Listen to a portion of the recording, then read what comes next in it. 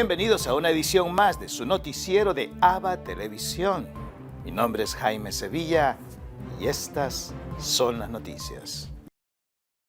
El Papa Francisco denuncia situación de migrantes en lagers, comparables a los de Stalin o Hitler. Un coro de migrantes de diferentes países abrió el último acto del Papa en Chipre con el himno Cántico del Sol.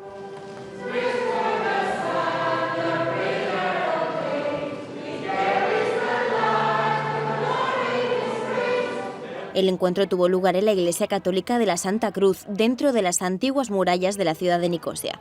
Chipre recibe actualmente más solicitudes de asilo per cápita que cualquier otro país de la Unión Europea. Cerca del 99% de las personas que reciben ayudas de Cáritas Chipre son migrantes. En 2020, Cáritas Chipre atendió a más de 3.800 familias de 66 países diferentes. El Papa Francisco escuchó atentamente los testimonios de 4 jóvenes migrantes procedentes de Sri Lanka, Camerún, Irak y la República Democrática del Congo. Compartieron el dolor de ser reducidos tantas veces a extranjeros o migrantes. I am someone wounded by hate. Hate once experienced cannot be forgotten. And I am someone pained by the lack of love that makes me feel less than others. Unwanted, a burden. También compartieron sus esperanzas y sueños de un lugar donde puedan construir un futuro en paz y sin ser tratados como descartados. Και ονειρεύομαι να είμαι ευπρόσδεκτη παντού, εδώ στην Εκκλησία, σε κάθε τάξη και κατάστημα. Ονειρεύομαι ανθρώπους που ενδιαφέρονται για μένα χωρίς καχυποψία. El Papa saludó a los 4, uno por uno, y les dio un pequeño regalo. Luego respondió a sus testimonios, diciendo que no son números que hay que catalogar, sino hermanos y hermanas. Ma quando gli interessi di gruppo o gli interessi politici, anche delle nazioni, spingono, tanti di noi rimangono di una parte, senza volerlo, schiavi, perché l'interesse sempre schiavizza, sempre crea schiavi. L'amore che è largo, che è il contrario all'odio, l'amore ci fa liberi. Cuando terminó de leer su discurso preparado, el Papa continuó hablando, diciendo que en las costas de los países vecinos a Europa hay inmigrantes que viven en lugares comparables a los campos de concentración del siglo XX. Leggiamo le storie dei lager del secolo scorso, quelle dei nazisti, quelle di Stalin, e ci lamentiamo quando vediamo ma come mai è successo questo.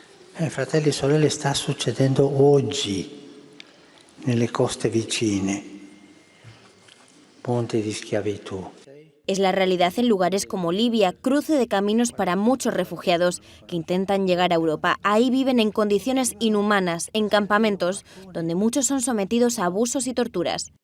Tras el discurso del Papa, invitó a los reunidos a rezar juntos un Padre Nuestro. Tras la bendición final del Papa, se le entregó un icono de San Bernabé, patrón de la isla de Chipre. A continuación, saludó a varios inmigrantes presentes en la oración ecuménica. Algunos de ellos formarán parte de los 12, que serán trasladados a Italia antes de Navidad, en el marco de una iniciativa humanitaria organizada por el Vaticano, los gobiernos italiano y chipriota y la comunidad de San Egidio. El proyecto trasladará un total de 50 inmigrantes entre diciembre y marzo del año que viene. Anécdotas sobre el perdón contada por el Papa durante encuentro con los católicos de Chipre. Quando io leggo la parabola del figlio prodigo, il fratello più grande era un giudice rigoroso, ma il papà era misericordioso, immagine del padre, no? Che sempre perdona, anzi, che sempre ci sta aspettando per perdonare. L'anno scorso un gruppo di giovani che fanno degli spettacoli della pop music hanno voluto fare la parabola del figlio prodigo, cantata in musica pop, no? E i dialoghi, bellissimo. Ma la cosa più bella è la discussione finale, quando il figlio prodigo va da un amico e gli dice: io no, così non posso andare, io voglio tornare a casa, ma ho paura che papà mi chiuda la porta in faccia, mi cacci via, e questa paura non so come fare. Ma tuo papà è buono, sì, ma tu sai, è il mio fratello lì che gli riscalda la testa, è mai sicuro, no? Così stava finendo quel opera pop, no? Sul figlio prodigo. E l'amico le disse: ma fagli una cosa, scrivile al tuo papà e digli che hai voglia di tornare, ma hai paura che non ti accolga bene. Digli al papà che si vuole accoglierti bene, che metta un fazzoletto sulla finestra più alta della casa. Così tuo papà ti dirà prima se ti accoglierà bene o ti caccerà via. Si chiude quell'atto, e l'altro atto è il figlio in cammino verso la casa del papà. E quando il cammino gira si vede la casa del papà. Era piena di fazzoletti bianchi. No, piena. Questo è Dio per noi. Questo è Dio per noi. Non si stanca di perdonare. E quando incomincia a parlare, Signore, io ho fatto... Zitto, ti tappa la bocca. Esta es la síntesis de la segunda jornada del Papa Francisco en la isla griega de Chipre. Hola, ¿cómo están ustedes? Les saludamos muy cordialmente desde Atenas, Grecia, hasta donde llegará el Papa Francisco mañana como parte de su itinerario en este 35º viaje apostólico que está llevando a cabo. De hecho, hoy vivió su segunda jornada en Chipre. El pontífice inició su jornada visitando a su Beatitud Crisóstomo II, líder de la Iglesia Ortodoxa del país, que es la comunidad cristiana mayoritaria en la isla. Y para profundizar en este gesto ecuménico que busca un acercamiento entre ambas iglesias, Francisco se dirigió a la Catedral de San Juan, donde fue acogido fraternalmente por el Santo Sínodo. Este es el grupo de líderes ortodoxos de Chipre que juntos constituyen la máxima autoridad religiosa. El Papa les pidió que como testigos de Cristo puedan trabajar unidos en la caridad, en la educación y en la promoción de la dignidad humana. Después, hacia las 10 de la mañana, Francisco llegó hasta el estadio Panchipriota. Allí lo aguardaban más de 10.000 personas, junto a quienes celebró la Eucaristía y a quienes exhortó a ser cristianos luminosos, que toquen con ternura las cegueras de los hermanos, que enciendan luces de esperanza en la oscuridad.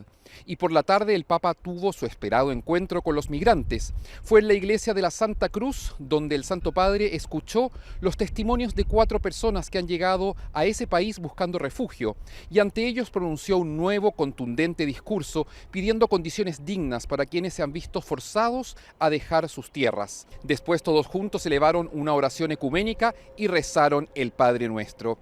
Así Francisco terminó su segundo día en Chipre y se apresta para mañana en la mañana tomar el vuelo y llegar aquí a Atenas, donde lo espera, como vemos en el fondo, el Partenón y la iglesia que quiere encontrarse con él. Desde Grecia, soy el padre Felipe Herrera, Vatican News. Ahora quiero invitarles a que compartan con nosotros una reflexión del Evangelio del día. En el capítulo 9 de San Mateo es el Evangelio que meditamos el día de hoy. Y es que Jesús se compadecía al ver a aquella gente abrumada, extenuada por los problemas, las dolencias, las necesidades, las adversidades de su momento. Porque andaban como ovejas sin pastor. Un pastor es el que cuida a la gente. Un pastor es el que alivia el dolor y cura las heridas de sus ovejas, no aquel que se aprovecha de ellas. Y por eso Jesús ruega al Señor que envíe operarios a su mies, trabajadores, porque la cosecha es abundante, pero los obreros son pocos. Y es que es verdad, ¿cuánta gente no tenemos en el planeta entero? Y sin embargo, qué poquitas personas hay para poder acompañar y guiar a este pueblo, a estas personas. Hoy en día también el Señor siente lo mismo, compasión, al ver a su pueblo, a su gente sufriendo. Y viene también a aquellos pastores que lo que han recibido gratis, que lo ejerzan también gratuitamente. Es increíble cómo hay pastores, sacerdotes, que exigen un diezmo que la gente no puede pagar. Y lo más cínico de esto, si no pagas el diezmo, le estás robando a Dios. Eso es increíble. Yo no puedo entender semejante barbaridad. O aquellos sacerdotes que en la homilía, en vez de ser homilía, se vuelve un pide dinero para la subsistencia de sus obras, no de la obra del Señor. La obra del Señor es cuidar de las almas. Que el Señor nos dé la gracia de ejercer nuestro ministerio bautismal para servir a los demás con amor y alegría. Monseñor Lozano nos dice, la sinodalidad no es un marketing religioso. ¿Qué tal, amigos, amigas? Seguimos desde México transcurriendo esta celebración de la Asamblea Eclesial de América Latina y el Caribe, cada jornada con algo en particular. Hace pocos días, cuando empezamos, el Papa Francisco nos envió un mensaje. Dentro de las cosas tan lindas que nos decía, nos pedía centrar la atención en dos palabras: la escucha y el desborde. La escucha para que podamos abrir el corazón unos a otros, escucharnos entre nosotros, escuchar a Dios, verlo a Él en nuestra realidad cotidiana y poder a partir de esta escucha especialmente escuchar el clamor del pueblo y en ese clamor del pueblo y de los pobres escuchar la voz de Dios. Me hacía acordar esta expresión a aquel dicho de nuestro querido obispo mártir Enrique Angelelli: con un oído en el pueblo y el otro en el Evangelio. Escuchar entonces a los hermanos, escuchar a Dios en su palabra. Y lo segundo que nos pedía Francisco tener en cuenta es la palabra desborde.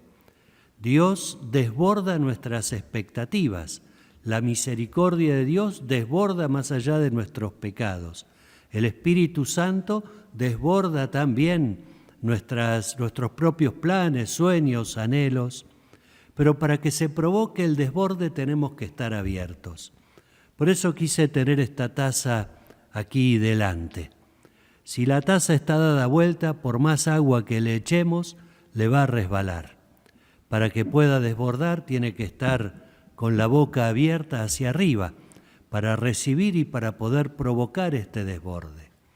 Si nosotros, nuestras comunidades, la Iglesia, quiere ser desbordada por la presencia del Espíritu, tiene que estar abierta a la novedad.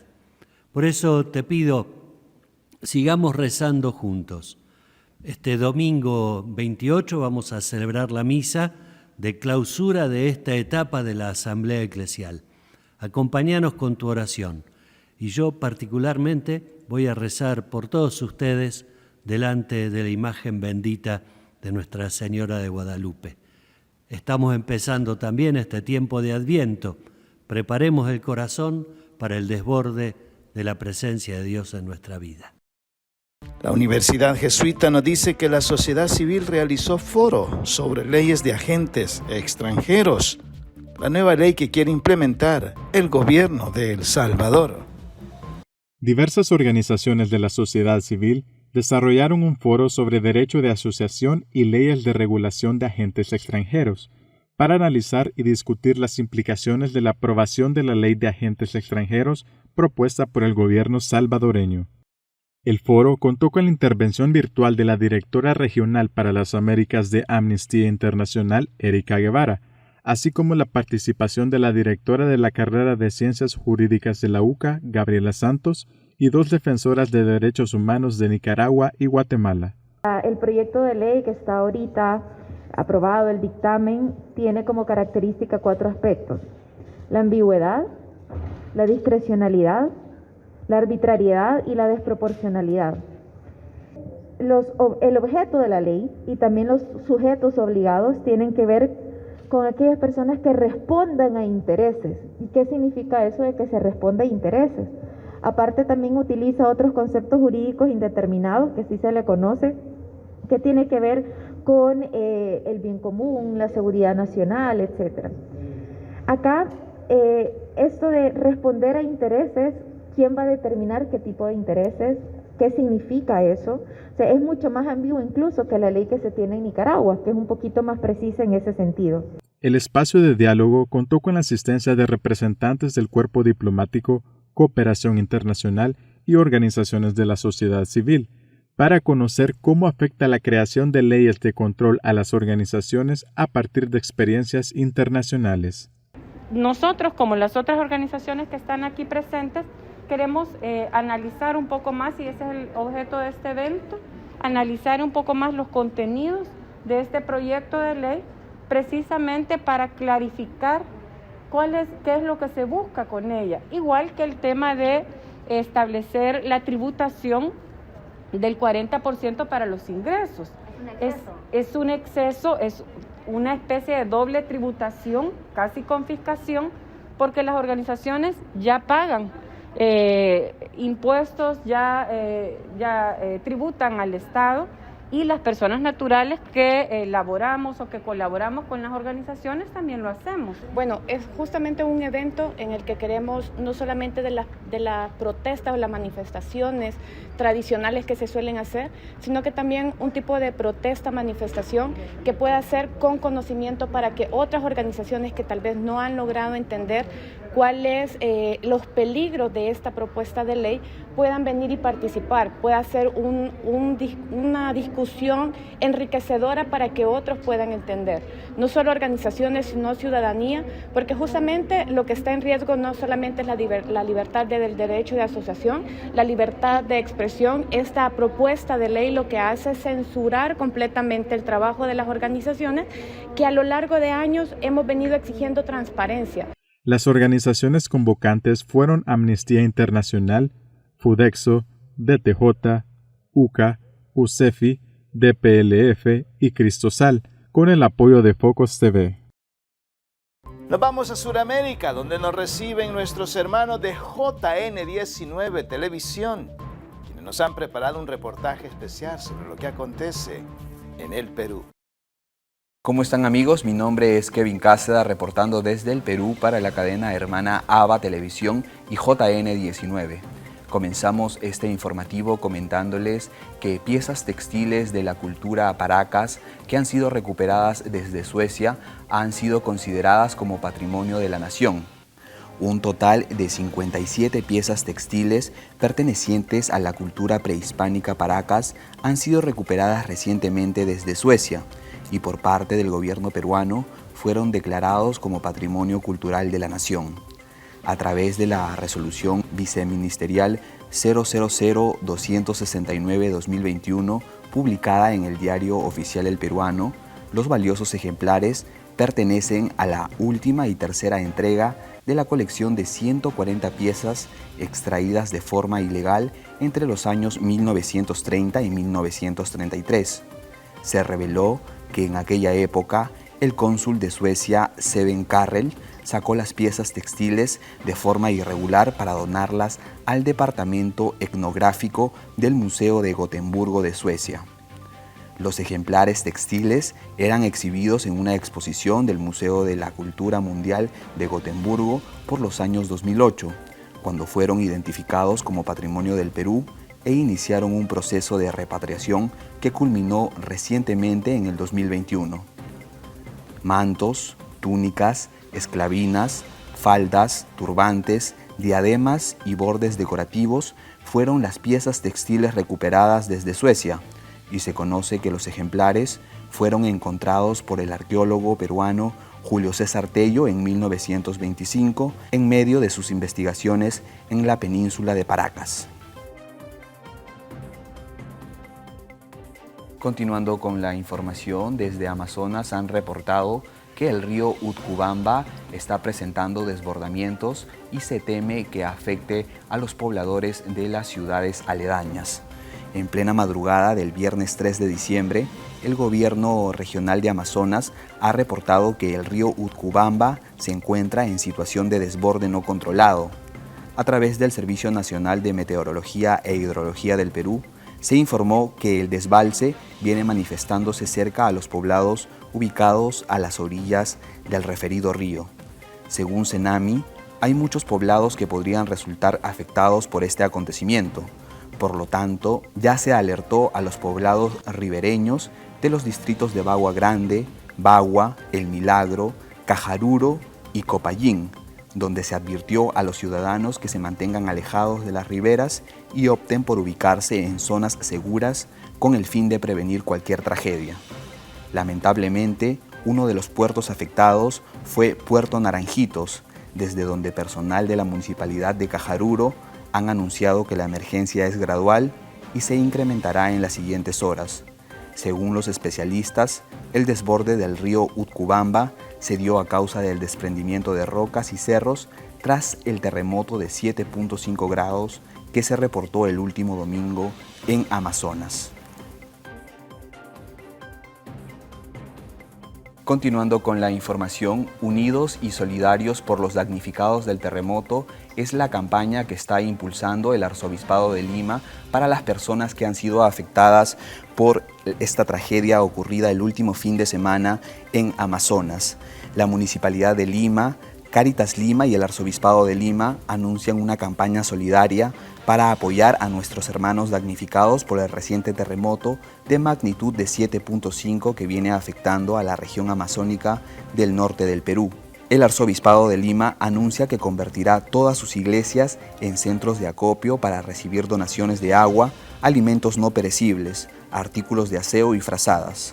Todo será destinado a los damnificados por el terremoto en la región norte del Amazonas.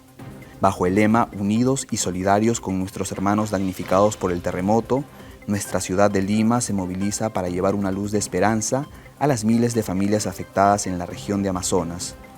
Del 1 al 12 de diciembre, todas las parroquias de la Arquidiócesis de Lima se convertirán en centros de acopio para recibir los donativos. En alianza estratégica con Cáritas Lima, la Municipalidad de Lima habilitará diferentes espacios para entregar donaciones hasta el 12 de diciembre.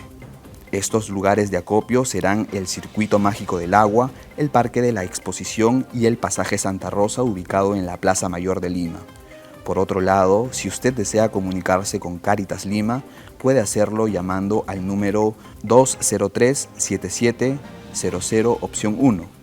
Y también puede acudir personalmente a dejar sus donaciones a los almacenes de Cáritas del Perú, ubicado en Girón Chancay 282, Cercado de Lima. Esta fue toda la información que tenemos hasta el momento para ustedes. Muchas gracias por su gentil sintonía.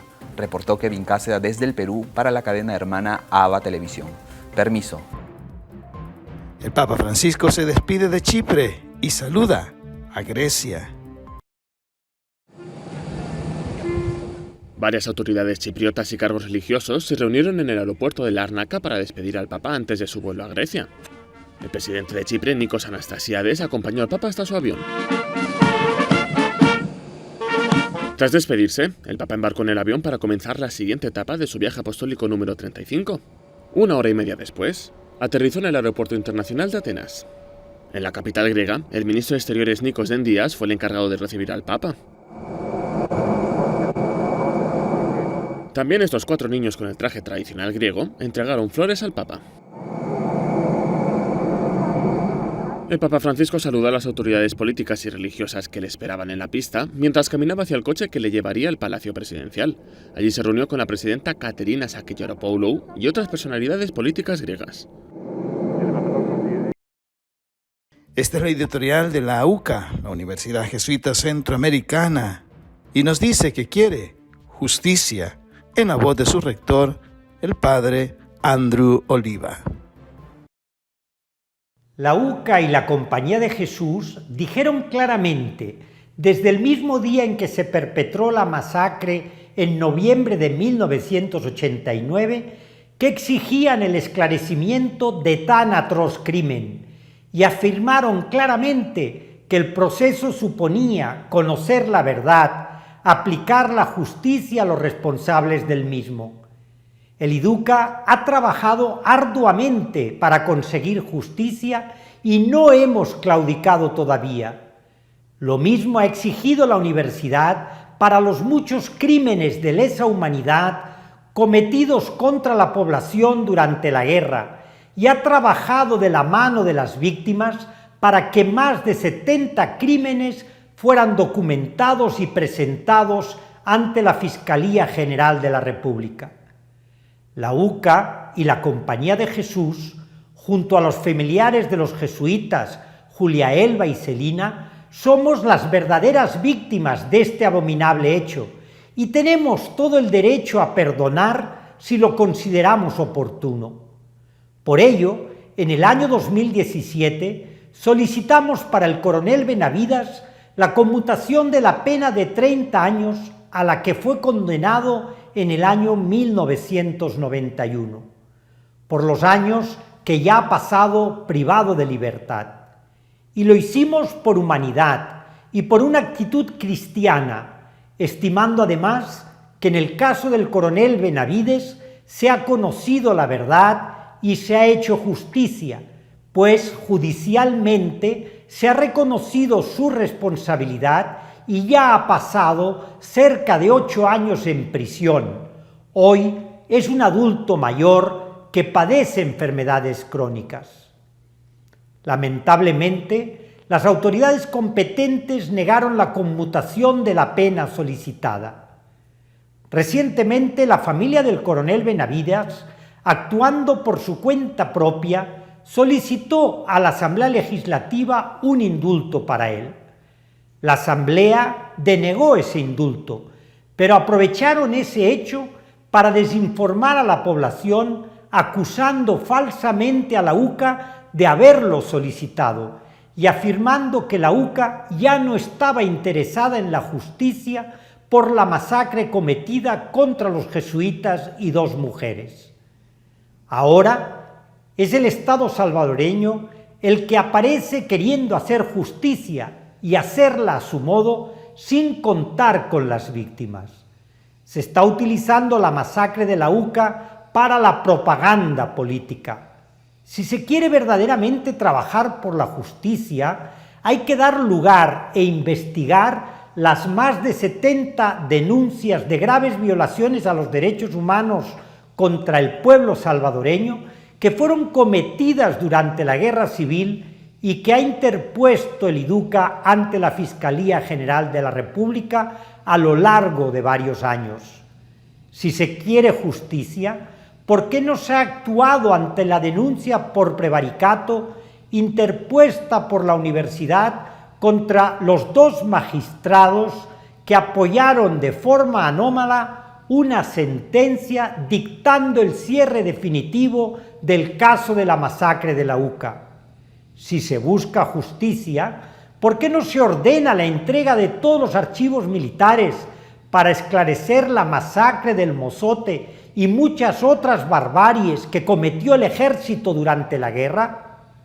Decir que se quiere justicia y que la ciudadanía tiene derecho a la verdad siempre suena bien, pero hay que pasar de las palabras a las obras, y estas palabras solo tendrán credibilidad cuando las investigaciones sobre los graves crímenes avancen y cuando la Asamblea Legislativa dialogue con las organizaciones de derechos humanos sobre una ley de justicia transicional que agrade a las víctimas. Mientras tanto, la justicia sigue siendo una quimera para las víctimas del conflicto armado. La solicitud de amparo y la admisión de la misma son solo el inicio del cumplimiento del deber de las instituciones de ejercer jurisdicción penal contra los responsables de los crímenes de lesa humanidad. Grecia es el pueblo de Atenas en espera de llegada del Papa Francisco. Hola, tengan todos ustedes muy buenos días. Hace breves instantes el Papa Francisco despegó desde Chipre, iniciando así su tercer día de viaje apostólico. Deja la isla del Mediterráneo para venir aquí, hasta Grecia, la cuna de la democracia, la cuna de la filosofía, para encontrarse con una iglesia católica que es minoría. Solamente el 10% de la población se reconoce como católica. Y se encontrará aquí, en la Catedral de San Dionisio, el Areopagita, con la comunidad de consagrados católicos, obispos, religiosas, sacerdotes. Escuchará sus testimonios y cómo ellos sirven al Evangelio en Grecia. Adentro de la catedral hemos visto una cosa muy particular. Es un pesebre que está ligado a la historia de Atenas. Desde ese pesebre donde nace Jesús sale la ciudad y la historia de Grecia. Vemos imágenes de San Pablo en el Areópago de Atenas, vemos a los demás apóstoles y también las históricas estructuras arquitectónicas de esta ciudad. Allí el Papa Francisco hablará nuevamente a la comunidad católica de Grecia después de haberse reunido, eso sí, con representantes de la comunidad ortodoxa de este país. Les estaremos contando e informando de todos los detalles. Desde Atenas, Grecia, soy el padre Felipe Herrera, Vatican News. Y para concluir con nuestro noticiero, los dejamos con la intención del Papa Francisco para el mes de diciembre, que es sobre los catequistas.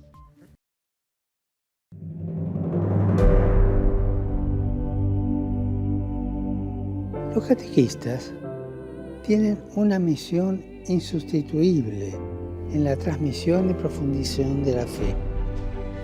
El ministerio laical del catequista es una vocación, es una misión.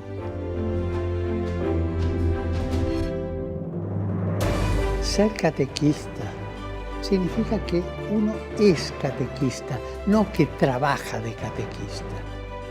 Es todo un modo de ser y hacen falta buenos catequistas que sean a la vez acompañantes y pedagogos.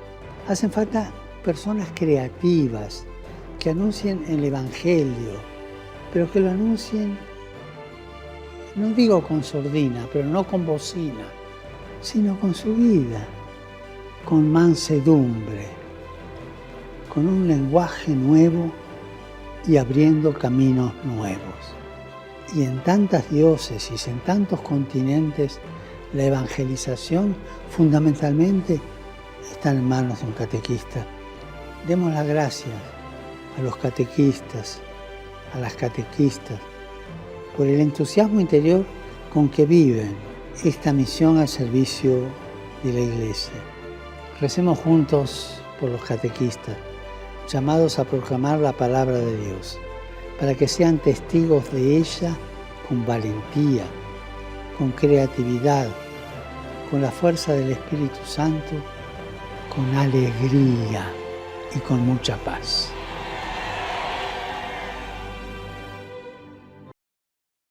Y así llegamos al final de una edición más de su noticiero de ABA Televisión. Gracias por estar con nosotros. Sintonízanos las 24 horas del día en el www.abatvn.com, en nuestras plataformas digitales de Roku TV y Amazon Fire, en nuestras cadenas hermanas y, como siempre, en nuestras redes sociales. Ahí nos vemos. Que Dios los bendiga.